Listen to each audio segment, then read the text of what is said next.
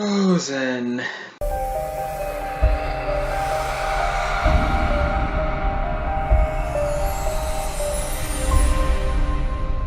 You know, that place that's off campus, like 40-minute drive away that has a bunch of roomers. When I get there, the first person I meet when I walk in is roommate number one. I'm going to order them in the order that I meet them, and I'm going to make sure that they're anonymous for now.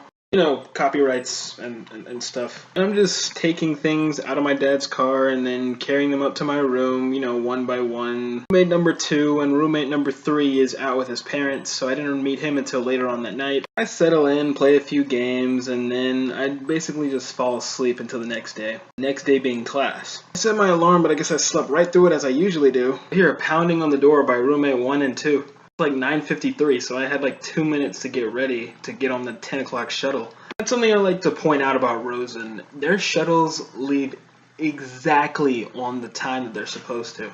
Literally have this little touchscreen device right by them that shows them the exact second that they're supposed to leave. No, I wasn't late, but I guess on that day they gave us a little bit of slack and they left like a minute late or something. I was about 19 minutes late to my first class because I didn't know where it was. After class I just go back to Rosen because that was the only class I had at the time. Now, during that first week I realized two things. A, that Rosen is very different from main campus, and B, that my roommates were assholes. Roommate number 2 even once said, "But I'm a lovable asshole."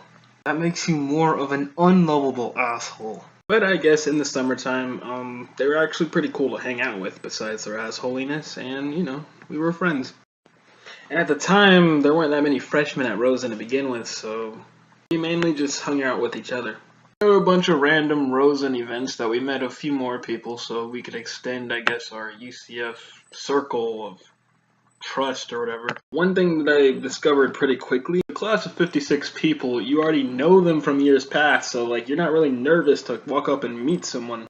In fact, senior year, I only met like a few other people. I already knew everyone else. I'm in this new environment and I have to meet new people now. And I figured out 2 ways to do that. Shuttle ride was a 40-minute ride, so anybody you talked to on there was just glad that you were talking to them because it quenched their boredom. And at Rosen, there's a Publix across the street, and one day I bought a pack of cards. And I loved card tricks when I was little, and I made up this pretty good one by combining 2 other tricks that I knew. Gathered enough balls to do it, I'd actually get out the cards and randomly in the student union, or in the shuttle, or in class, I would just randomly do the card trick to people.